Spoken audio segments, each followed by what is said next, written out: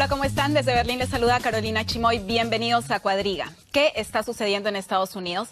El hecho de que exista racismo no es una novedad, pero la violencia que hemos visto en los últimos días, evidentemente relacionada únicamente con el color de piel de los ciudadanos estadounidenses, despierta preocupación. Demos un vistazo atrás. La semana pasada, policías estadounidenses mataron a 2 ciudadanos negros. Quedaron filmados mientras lo hicieron. Protestas en todo el país, manifestaciones llenas de ira contra este acto racista por parte de la policía. Durante la manifestación en Dallas caen disparos, esta vez fallecen 5 policías blancos, un evidente acto de venganza. Durante el velorio de estas 5 personas en Dallas, el presidente Obama hizo un llamado a la unidad. Racismo mortal, ¿qué está mal en Estados Unidos? Sobre esto quiero hablar hoy día con mis distinguidos invitados que paso a presentarles. Bienvenidos. Empezamos con Etna Martínez. Ella es candidata al doctorado en Sociología en la Universidad Libre de Berlín y especialista en temas de discriminación racial y desiguales socioeconómicas. Etna Martínez critica que en Estados Unidos las personas afroamericanas son tratadas como seres humanos de segunda. Continuamos con Carmen Valero, periodista, inició su carrera profesional en la agencia EFE, para la que ha cubierto asuntos de política internacional, seguridad y defensa durante más de 20 años. Actualmente es corresponsal del Mundo en Berlín. Carmen Valero opina que el racismo está en el ADN de Estados Unidos y la mayoría blanca lo ha perpetuado al no reconocer los derechos de las minorías raciales. Con nosotros también Martín Gack. Él recibió su doctorado en filosofía de la New School for Social Research en Nueva York. Escribió su tesis sobre la moral religiosa y la ética secular como bases de la política. Para Martín Gack, en Estados Unidos se utiliza la política de identidad para esconder la profunda fractura entre clases socioeconómicas. Bueno, acabamos de ver esas imágenes, Etna, imágenes que realmente chocan bastante. ¿Qué es lo primero que se te cruza por la cabeza al ver estas imágenes? Bueno, yo pienso que lo que está ocurriendo en los Estados Unidos en este momento es una muestra de un problema estructural, de un problema histórico, de un problema que ha estado en la base social, cultural, política de los Estados Unidos como nación, pero no solamente de los Estados Unidos, sino de la mayoría de las sociedades occidentales. O sea, lo que estamos viendo hoy es la continuidad de un problema que comenzó hace 5 siglos, diría yo. No es un problema nuevo, evidentemente. Martín, tú decías en la cita que nos enviaste, en Estados Unidos se utiliza la política de identidad para esconder la profunda fractura entre las clases socioeconómicas. Hablas de una fractura entre clases socioeconómicas y, a diferencia de nuestras otras 2 invitadas, no hablas de racismo. ¿No ves esto como un hecho racista, lo que está sucediendo en Estados Unidos? Creo que estos son episodios que están cruzados por variables de racismo, pero son variables de racismo que, digamos, tienen que ser probablemente vistas con mucho más detalle, que en general es lo que estamos viendo en los medios de comunicación. Evidentemente hay una cuestión de racismo, pero lo que se nos escapa totalmente de vista es que hay, número uno, un problema de integración de las diferentes comunidades, no solamente la comunidad negra, la comunidad latina, la comunidad latinoamericana, y por otro lado lo que tenemos también es grandes grupos en una situación de precariedad institucional y precariedad económica total. Y esos grupos no son grupos que estén definidos por características raciales. Estas particularidades socioeconómicas cruzan diferentes grupos y, de hecho, encontramos que mucha de la violencia que se perpetró, o que vimos por lo menos en los últimos días en las pantallas, contra ciudadanos negros, al mismo tiempo estaba pasando contra nativos americanos y contra latinos. Simplemente no estamos hablando de ello. Pero sí ves una diferenciación en colores de piel. Hay una diferencia. Estados Unidos tiene creo que como elemento constitutivo, una forma de hablar de las distribuciones sociales que es básicamente racial, que es básicamente identitaria. Yo creo que eso se usa principalmente para esconder justamente lo que el resto, creo, de la gente que tiene cierta edad, cierta madurez política entiende, por lo menos en Occidente, que es que clase y la constitución socioeconómica corta mucho más fuerte, corta mucho más profundo. Carmen, ¿tú crees que estos sucesos tienen que ver con la raza de los ciudadanos estadounidenses o lo ves parecido a Martín y lo relacionas más con clases socioeconómicas? Bueno, son 2 elementos que, como él dice, confluyen. Pero el racismo está en el ADN de Estados Unidos y no lo digo yo, lo acaba de decir el propio presidente Obama. 300 años de esclavitud y de segregación no desaparecen en 50 años. Recordemos que el sufragio universal o el reconocimiento del derecho del voto del ciudadano afroamericano sucedió a finales de los años 60, es decir, hace 50 años. Y durante este periodo, evidentemente, se han tomado acciones que han permitido de alguna manera a estas minorías raciales mejorar su situación socioeconómica, pero muy relativamente. Y de hecho las estadísticas demuestran que la fractura social es fundamentalmente racial porque es una situación heredada. Esto no es, no es del todo cierto. O sea, esto es el problema es un poco que la discusión sobre el racismo en Estados Unidos se ha vuelto un cliché. Es muy fácil sentarse, perdón, quisiera terminar la frase, es muy fácil sentarse y decir Estados Unidos tiene en su ADN racismo. No sé exactamente qué quiere decir eso. O sea, es muy fácil presentar a Estados Unidos en general, cuando claramente la situación adentro de California, adentro de Atlanta, adentro de Wilkinsburg, Pittsburgh y en Nueva México son cosas absolutamente diferentes. Tenemos constituciones demográficas totalmente diferentes. Entonces, el anti-ecuatorianismo que uno ve en Brooklyn, Nueva York, por parte de la comunidad afroamericana, no tiene prácticamente nada que ver con la forma en que vive, por ejemplo, la comunidad afroamericana en el centro-oeste o en estados como Minnesota o como Montana. Entonces tú dices que sí existe discriminación, pero que no siempre es racial. No, existe discriminación racial, no hay duda alguna que existe discriminación racial. Lo que hay, de hecho, es una guerra identitaria. La guerra identitaria, en lo que a mí respecta, ha sido efectivamente utilizada, como creo que no vimos en ningún otro lugar de Occidente, para justamente esconder un problema totalmente estructural, económico y de justicia en acceso institucional. Tenemos gente que simplemente, el caso de O.J. Simpson, por ejemplo, si uno es negro, si uno crece como negro en Atlanta, tiene acceso a ciertas cosas que nunca va a tener acceso si uno nació como negro de la misma edad en el mismo año en Detroit. O sea, esto muestra que hay una fractura socioeconómica que no se corresponde con las coordenadas raciales. Y las coordenadas raciales vuelven a ser puestas al frente y una vez más no nos ocupamos de hablar de cosas que son esenciales, lo que tú ves como la raíz del problema, que no es precisamente... Estructurales. No diría que son más fundamentales. Evidentemente, en el elemento y en la mecánica diaria, o sea, uno encuentra racismo. Este no es el punto. La cuestión es si el racismo es suficiente para explicar lo que nos estamos encontrando básicamente tanto a diestra como a siniestra. Mi respuesta es no. O sea, lo que hacemos en Cosmopolítica cuando seguimos casos de abuso policial, estamos viendo básicamente en cuántas formas se puede cortar esto. Y, por ejemplo, de las cosas que nadie habla es que la incidencia de muertes entre nativos americanos es más alta que entre afroamericanos, por millón. Y al mismo tiempo nadie habla del hecho de que tenemos 30% de la gente que es víctima de abuso policial son enfermos mentales. Tú, Etna, también piensas que no es solamente un problema racial, sino que es, como dice Martín, estructural, ¿le estructuras también? Sí, yo estoy de acuerdo completamente con Martín. O sea, yo creo que el tema de clase, el tema de la desigualdad económica tiene que ponerse en el centro del debate y de la discusión. Las estadísticas muestran un 30% de las personas afroestadounidenses están bajo la línea de pobreza. Estamos hablando de 10 millones de personas de una población de 30 millones aproximadamente. Entonces, en esa línea, lo que estamos viendo es una violencia, unas formas de violencia que tienen unas estructuras, y la violencia policial, el asesinato de policías a personas negras es solamente la punta del iceberg, es lo más evidente, es lo que estamos comunicando, es lo que estamos viendo, pero todos esos elementos de violencia estructural, de violencia económica, de segregación, de marginalidad, de pobreza, de faltas de perspectivas, de falta de trabajo, de faltas de oportunidades e igualdad, es una violencia que, igual que la violencia policíaca, está matando gente. Lo que pasa es que la mata de otras formas, la mata de una forma más lenta. Pero justamente esas estructuras, al parecer, van de la mano con el color de piel de ciudadanos, ¿o no? Claro, yo creo que van de la mano con el color de piel de los ciudadanos, porque nuestras sociedades se constituyeron y se formaron a partir de la esclavización y la idea de que las personas negras somos personas de segunda categoría, y eso se ha ido elaborando, se ha ido distribuyendo y se ha ido volviendo un elemento constitutivo de nuestra identidad como nación, nuestras identidades como sociedad.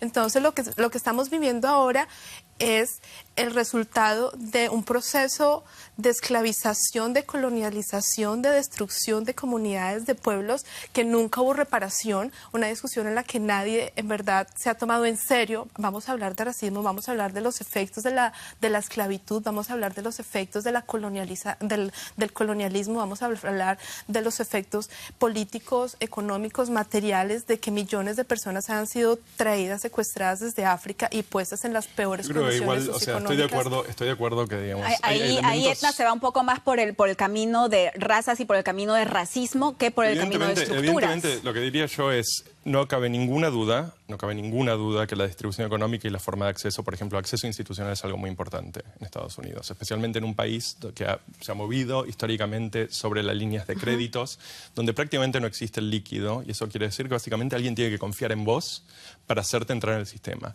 Una de las cosas, por ejemplo, que es importante tener en cuenta, más allá de que por lo menos con una parte de lo que decís estoy de acuerdo, hay un dato que es interesantísimo del último año. Todas las poblaciones, todos los segmentos poblacionales en Estados Unidos han incrementado su expectativa de vida. Todos, con una sola excepción. La única excepción son hombres blancos de 45 a 65 años. Esta es gente que ha quedado absolutamente afuera del sistema. Absolutamente fuera del sistema. Y tenemos los datos concretos para verlo. Tenemos una población de gente, hombres blancos, de 45 a 65, que viven principalmente en la zona entre lo que es básicamente el medio Atlántico hasta la mitad del país, que básicamente viven sin protección social, viven sin acceso económico y ni siquiera tienen el beneficio de ser una minoría que es sistemáticamente representada como víctima. Vamos a entrar a hablar de las cifras. Carmen, ¿por qué? Pero todavía no. Un momentito. Carmen, ¿por qué esta vez el racismo no es nada nuevo? Esta discusión que estamos llevando a cabo tampoco. ¿Por qué esta vez se siente una cierta profundidad en el debate en Estados Unidos, si no es un tema nuevo? ¿Tú qué crees? No, no es un tema nuevo. De vez en cuando aparece un rebrote de una situación que es latente. Los datos que él aporta en cuanto a la situación de la población blanca son ciertas, pero los datos que diferencian en cuanto a desarrollo humano, y lo dice Naciones Unidas, entre blancos, negros, son brutales. Cuando Martin Luther King dio el famoso discurso en la explanada de Washington, la diferencia de la tasa de paro entre blancos y negros era de 4 puntos porcentuales. Ahora son de 10. La esperanza de vida al nacer de un blanco y de un negro, impresionante. Otra vez, depende de qué zonas estemos hablando. Es que lo que ocurre para lo siguiente, efectivamente tiene mucho que ver con la zona. Por ejemplo, en los años 70 no había negros en Manhattan que no fueran porteros o ascensoristas. ¿Por qué?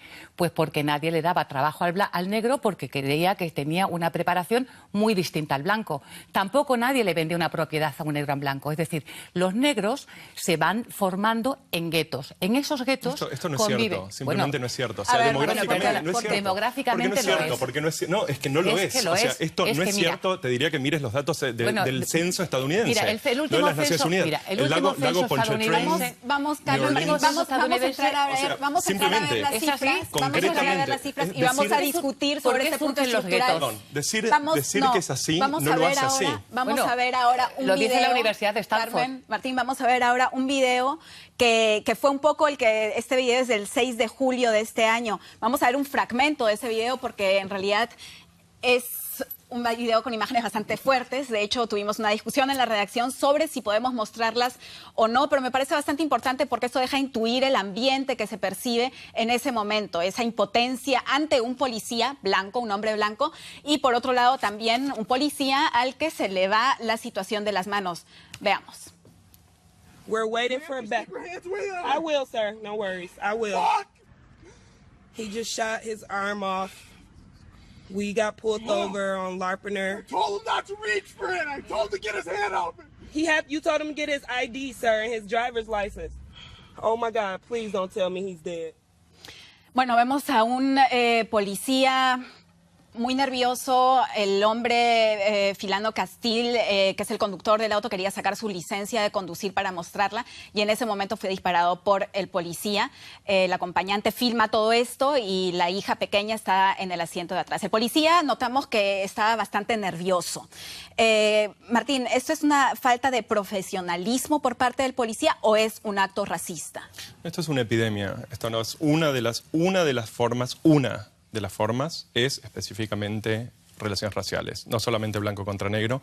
De hecho, la mayor parte, hay un estudio publicado hace una semana y media de Fryer, un estudio de Harvard, que es probablemente en este momento lo que está discutiendo todo el sistema de ONG sobre abuso policial, que muestra básicamente que no hay diferencia estadística entre muertos blancos a manos de policías y muertos negros. El hecho es que es realmente algo de proporciones epidémicas.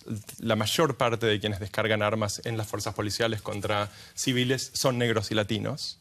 Evidentemente esto es algo que se repite sistemáticamente. En julio nada más hemos tenido 26 muertos, de los cuales la mayoría, una vez más, son blancos. La mayoría de aquellos que mueren frente a fuerzas policiales son blancos.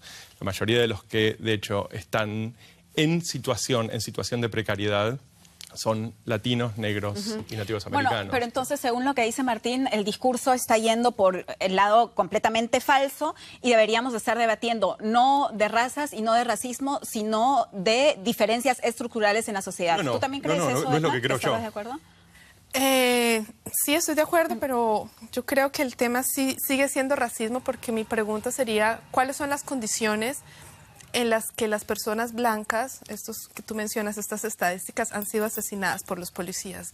Entonces, la mayoría de los casos que hemos visto es gente afrodescendiente en situaciones de cotidianidad, en situaciones normales, en donde el simple hecho de ser una persona negra, una persona con mi color de piel... No, eso es lo que parece que estamos percibiendo. Okay. Entonces, a mí me gustaría indagar sobre esas estadísticas, sobre cuáles son las situaciones en las que las otras personas que tienen un color de piel diferente han sido asesinadas por la policía. Hay un dato que es muy interesante, que es el hecho de que sobre el total, aproximadamente de 400 muertos blancos en 2015 y unos 200 muertos negros en 2015 a manos de la policía. En cada caso solamente el 10% estaba desarmado y no estaba participando. Obviamente no podemos creer todo lo que la policía dice, pero solamente 10% no estaba armado. Claro, son cifras interesantes las que trae Martín. En un país donde es legal tener armas. Entonces, como el estar armado no te convierte en un criminal necesariamente. Otra vez, o sea, el estar armado, como en el caso que acabamos de ver, en Minnesota no es algo que te convierta en criminal, pero definitivamente en una situación se llama continuo del uso de fuerza, es un término técnico. ¿Qué es lo que un policía tiene permitido hacer cuando cree que su vida está en peligro?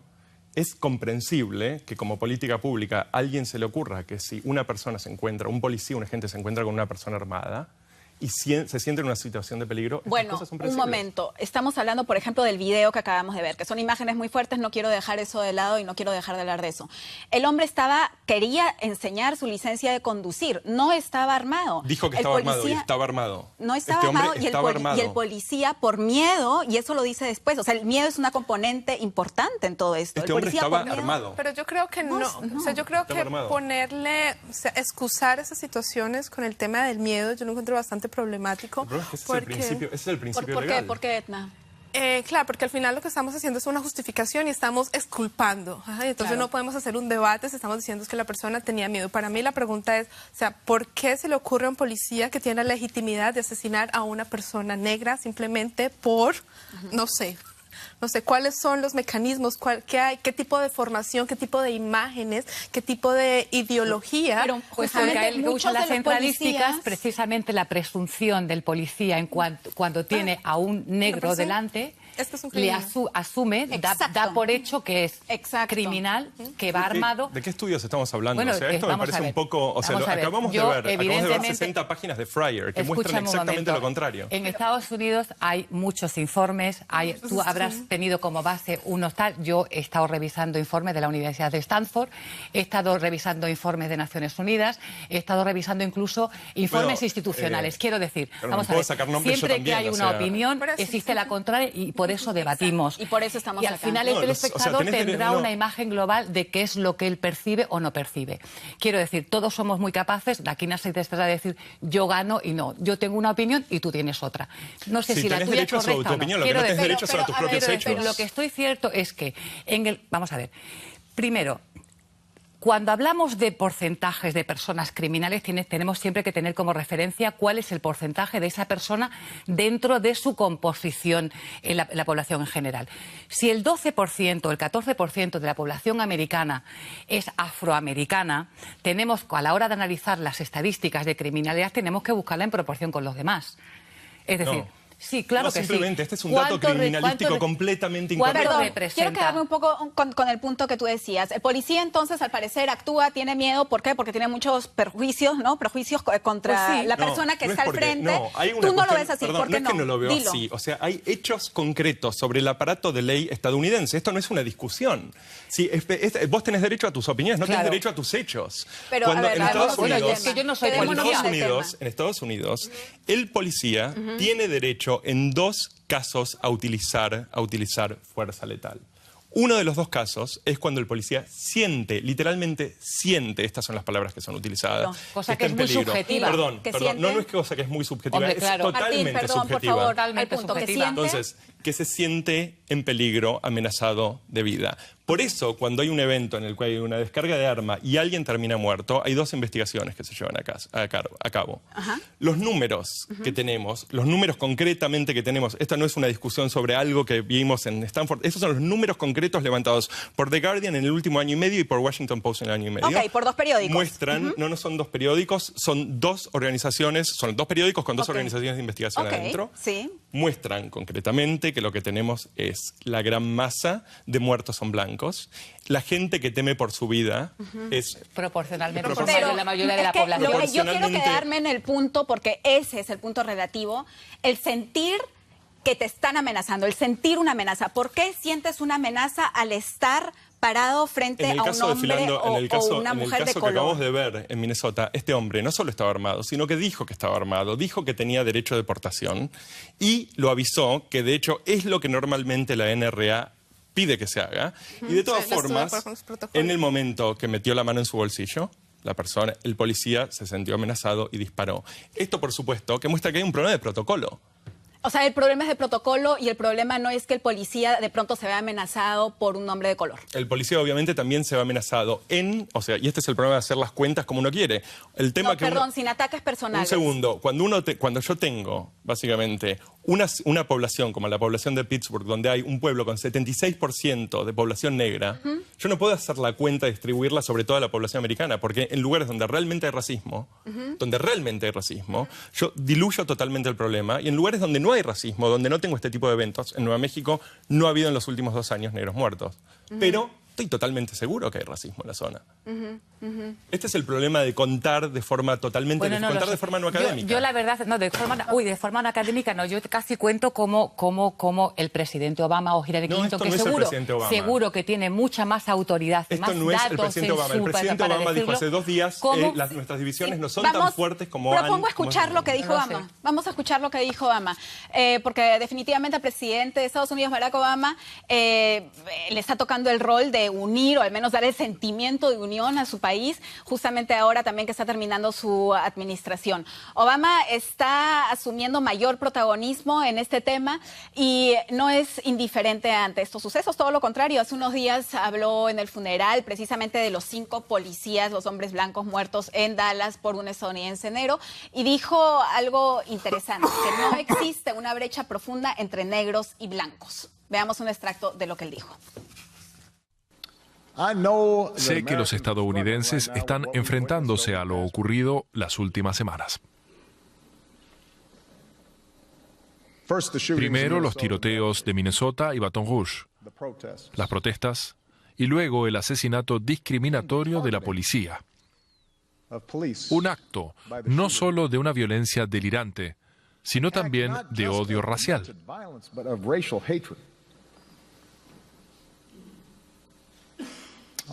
Y todo esto nos duele y nos indigna.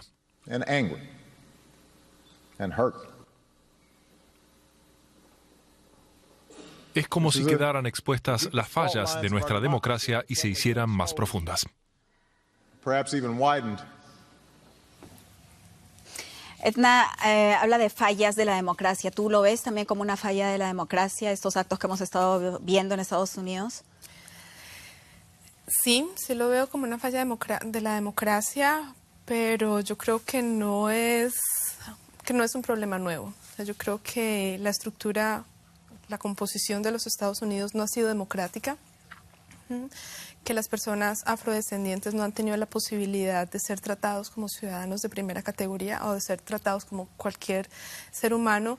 Y hasta que ese debate no se ponga en serio en la mesa, vamos a seguir viendo en los próximos 10 años, 20 años, 30 años, las mismas situaciones, los mismos episodios. Yo creo que lo que está pasando ahora es que tenemos un poco más de acceso a la información. Ahora todo el mundo tiene la posibilidad de grabar con su celular y de comunicar, y eso hace que nos parezca novedoso. Pero hace 30 años ocurría exactamente lo mismo. El movimiento de derechos civiles, de hecho, es un producto de esa violencia policial, de esa violencia estructural, y si no lo resolvemos, a las próximas generaciones les va a tocar algo similar.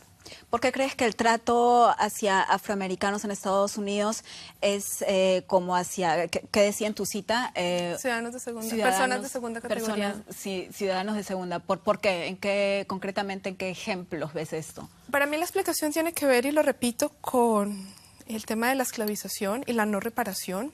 Es una sociedad que no se tomó en serio, como la mayoría de nuestras sociedades occidentales. En América Latina tenemos el mismo problema, que no se ha tomado en serio el tema de reconocer los efectos de la esclavización, o sea, del empobrecimiento sistemático, de la exclusión sistemática de las personas afrodescendientes en las sociedades. Y mientras eso no ocurra, nos vamos a enfrentar a estos episodios una y otra vez. Yo estoy de acuerdo con Martín. El tema para mí es económico, la centralidad del tema debería ser económico. El tema del racismo está anclado al tema económico, porque al final la gente afro ha sido la mano de obra trabajadora, barata o esclavizada, y ahora son los más precarizados dentro del sistema. Pero independientemente del tema económico y del hecho de que esto vaya de la mano también con el color de piel de una persona, por ejemplo, en lo que estábamos hablando, ¿tú crees que existen esos prejuicios, que se perciben más amenazas si una persona de color está al frente que no, o que el policía blanco percibe una amenaza? ¿Tú crees que...? Yo no lo expondría de esa forma. Yo creo que las poblaciones afrodescendientes no somos amenazas. Y de hecho a mí me pasa constantemente. Yo tengo que excusarme, tengo que mostrarle a la gente que no soy un peligro, que no soy una amenaza. Lo que yo me pregunto es sobre qué sistema nos hemos construido, sobre qué tipo de ideología nos hemos elaborado como sociedad, que se ha establecido que una persona, por el simple hecho de tener un color de piel o unas características fenotípicas o un origen geográfico, es una amenaza, es un peligro. ¿Para quién? ¿Para qué? A lo mejor, y si uno hace el análisis, puede ser sí. O sea, el sistema ha sido tan perverso con las poblaciones afrodescendientes que en algún momento temen que les pasemos la cuenta de cobro, pero hasta el momento... Lo pregunto porque muchos de los policías que han estado involucrados en este tipo de casos argumentan también, a la hora de juicio, argumentan justamente con la palabra miedo. Dicen que se sentían amenazados, tal cual nos acabas de explicar tú. Entonces, mi pregunta va un poco por ese lado, ¿no? Amenazados, ¿por qué más amenazados por una persona de color que por personas blancas? No, es que, digamos, los números no es lo que nos dan. O sea, el tome, de todas formas, más allá de por qué, concretamente el problema que hay es que tenés, como se dijo, en Estados Unidos hay una gran cantidad de armas, hay una militarización sistemática de la policía desde el 2001, hay una falta total de protocolos de control, falta de presencia de la comunidad civil controlando a la policía, y una de las cosas más interesantes, de las cuales en general creo que demasiado no se habla, es el hecho de que hay muchos estatutos discrecionarios. Entonces, por ejemplo, una de las cosas que la policía puede hacer es arrestarte o llevarte a juicio por resistirte al arresto. En muchos de los estados uno puede ser acusado y ser llevado a juicio por resistirse al arresto, y esto en muchos casos es suficiente para que la policía use fuerza física, hasta fuerza letal, resistirse a un arresto de una orden que fue una orden falsa, una orden ilegal. Entonces, hay todo tipo de mecanismos que básicamente contribuyen a esto, y lo que tenemos es un círculo vicioso. Tenemos una comunidad negra, una comunidad latina, en donde hay segmentos hiperprecarizados. Esos segmentos hiperprecarizados tienen enormes índices de violencia. Por ejemplo, este es el caso en Pittsburgh, este es el caso en Baltimore, este es el caso en Detroit. Y no es solamente el policía blanco quien entra a estas comunidades y tiene miedo.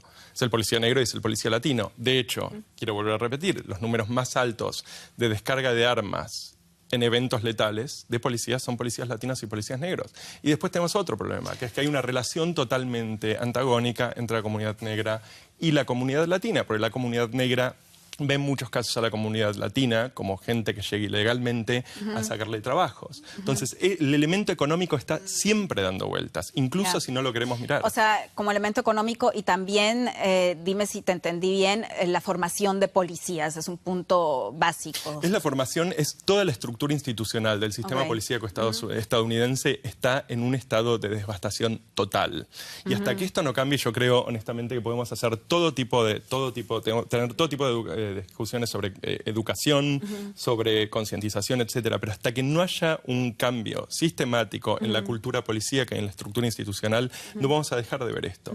Pero yo no sé si tenga que ver, perdona, con la cultura policíaca, porque siento que, o sea, si hacemos un análisis, en los años 30 linchar gente negra era un acto de la comunidad, o sea, no era la policía. Hasta los 60. Hasta los 60, linchar gente negra, y se exponían las fotos, y la gente salía en comunidad a ver cómo la gente negra era linchada, era colgada, era quemada. No era un tema de la policía, no era la violencia policíaca, sino que hacía parte de cómo funcionaba y cuál era la relación que la gente blanca tenía con las personas negras. Entonces, no necesariamente creo que el tema de institución... Estamos hablando de dos cosas diferentes. Nunca vas a encontrar un policía negro, o nunca vas a encontrar una ciudadanía negra que lincha a un ciudadano negro, pero definitivamente tenemos una cantidad enorme de casuísticas de policías negros que matan jóvenes negros en las calles de Baltimore o Nueva York.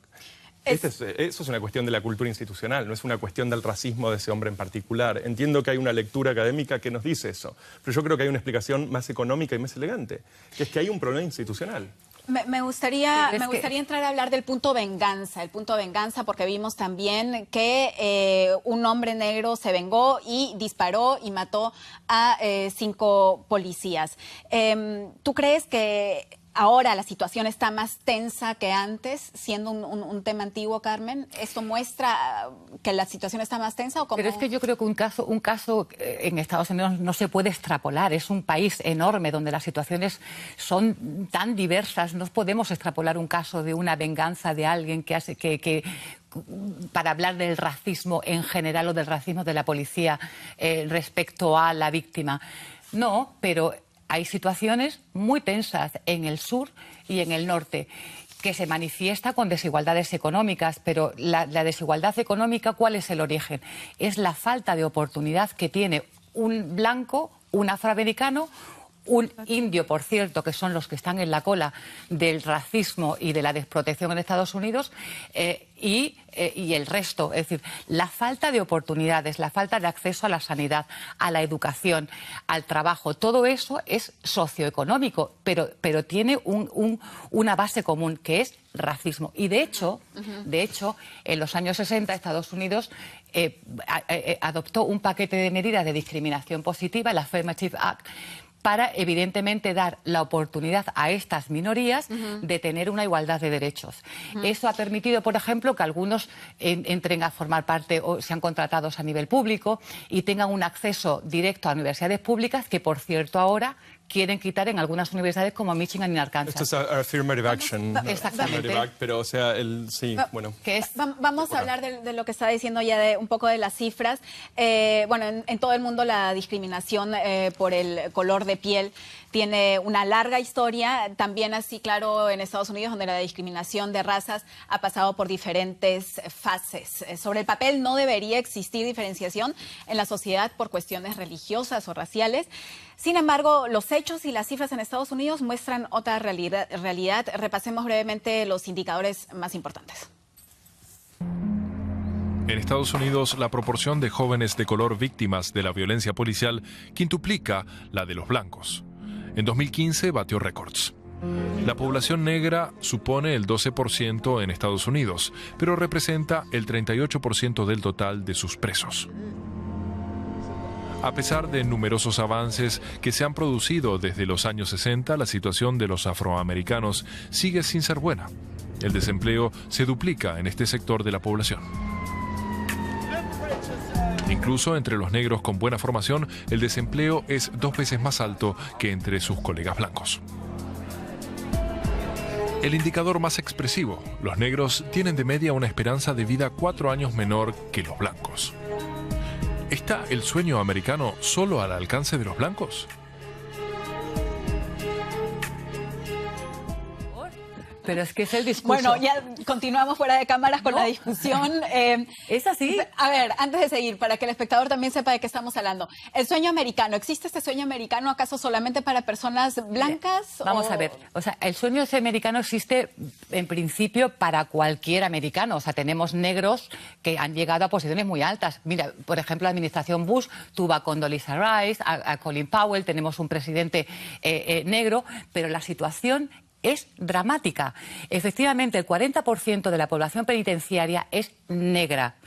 1 de cada 4 negros tiene muchas posibilidades de terminar en prisión. Y, por cierto, una vez en Estados Unidos, que conoces muy bien, una vez que una persona ha sido condenada, se le retira el derecho a voto, en algunos estados para toda la vida. Es decir, que posiblemente el 25% de la población afroamericana no puede ejercer su derecho a voto, con lo cual eso, primero, les convierte definitivamente en ciudadanos de segunda porque no va a poder acceder a la reinserción social, pero el peso del voto negro pierde valor. Eso es una realidad y ha sido condenada por Naciones Unidas. Y una situación así, por ejemplo, en Europa no se da. O sea, a no ser que sea un dictamen por presos políticos y hay una sentencia del Tribunal Central Europeo. Naciones Unidas quiere que se modifique esa ley. Evidentemente es para todos, pero eso a la larga va a crear una situación muy complicada, porque si el 25% de la población afroamericana no puede votar nunca, porque la ley permite que se le tire el derecho a voto, me parece que yo creo que a nivel federal tienen que prever esa situación y asegurarse de que la minoría tiene una representación política adecuada. Por cierto, representación política que no se da, porque de los 480 miembros de la Cámara de Representantes, 43 son negros. Si nos vamos al Senado, 1 de 100. Bueno, pero entonces estamos también estamos en esa contradicción que de alguna manera Obama también dio durante su discurso en el funeral, que por un lado habla de una unidad americana, una unidad en Estados Unidos, que es cuando tú dijiste exactamente, eso es lo que dijo, pero por otro lado también habla de una brecha. ¿Qué contradicción es esta? ¿Hay una brecha? ¿No hay una brecha? El problema es que estos son números inventados. Entonces, con números inventados, el problema que tenemos es concretamente... No, por favor, ¿Puedo terminar la frase? Pero claro que sí, ataques personales. Ni siquiera el Partido Republicano va tan lejos. Es un ataque sobre las cifras. Estas son cifras inventadas. El problema no es la persona. No, estas ataques son personales. Cifras. El problema son las cifras. Son sus cifras. No, son cifras. Son cifras que ella ha leído. Son sus cifras del sistema judicial. Las que ella ha leído, ella tiene la fuente de estas cifras. Pongámoslo son errores. Hay fuentes para todo tipo de cifras. O sea, una vez más, todos tienen derechos a sus opiniones, no todos tienen derecho a sus propios hechos. Tenemos una división electoral que no se condice con el mapa carcelario. El mapa carcelario tiene como base no los años 60, sino los años 90. Esto fue un proyecto de ley de los Clinton que puso básicamente a 30%. Subió la población carcelaria negra, se duplicó desde esos años. Este es un problema, pero no es un problema que se puede poner en la misma canasta para explicar exactamente lo mismo con problemas de distribución económica y diferencias geográficas. Perdón.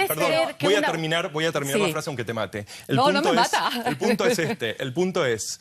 Cuando tenemos un país como Estados Unidos, donde la distribución poblacional y la distribución geográfica, la distribución de votos, la distribución económica, es absolutamente un archipiélago. Uno puede ver lo que pasa alrededor de New Orleans y la población negra de New Orleans no tiene prácticamente relación con la forma en la que funciona la comunidad negra de Detroit. Y dentro de Detroit, la comunidad negra del centro de Detroit funciona de forma totalmente diferente que afuera de Detroit. Obviamente, los índices de violencia, los índices de oportunidad económica y los índices de participación política son totalmente diferentes. Entonces, es muy fácil agarrar 300 millones de personas, decir 12% acá, 15% acá, pero la distribución es lo que cuenta, porque de hecho, todo el sistema de policías, todo el sistema de seguridad, todo el sistema económico tiene coordenadas estrictas geográficas. Tiene que ver con el desarrollo regional también. Entonces, otra vez, estos son un poco clichés. Los números, creo que me siento en todo caso, vamos a ver, me siento en todo caso cómodo de que efectivamente cuando dije no, la brecha no es tan fuerte, por lo menos Obama me dio la razón, que dijiste que Obama te da la razón a vos. Perdona, Obama no te ha dado la razón y Hillary Clinton tampoco, ni siquiera Donald Trump, que va mucho más allá que todo eso, para nada. O sea, ni siquiera te la da Naciones Unidas. Vamos a ver. Estas son fuentes Vamos a ir fuentes inventadas, bueno, las fuentes, mira, las fuentes, yo la verdad es que en los años que llevo como periodista intento contrastarlas.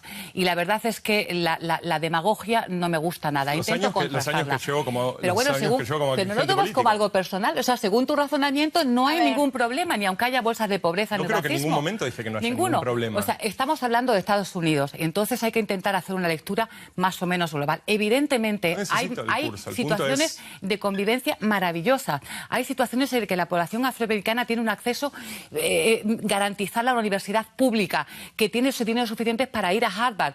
Todo eso existe. Pero lo que sí es cierto es que hay un problema latente del que, por cierto, se ocupa Naciones Unidas, que me parece que está libre de sospecha. Estados Unidos, por ejemplo, no ha firmado la Convención de Derechos del Niño. No ha firmado el Pacto Internacional de Derechos Civiles, Económicos y Políticos. No ha firmado el Pacto lo ha firmado, lo ha ratificado, pero no lo reconoce. La Convención para todas las formas de eliminación racial. Antes de saber todo lo que no ha hecho Estados Unidos, al parecer ha hecho poco en este tema de racismo. Ha hecho mucho. Ha hecho mucho, pero no es que suficiente. ha hecho poco teniendo precisamente un presidente negro. ¿Tú también lo ves así, Edna? Yo quiero volver a tu pregunta sobre el sueño americano.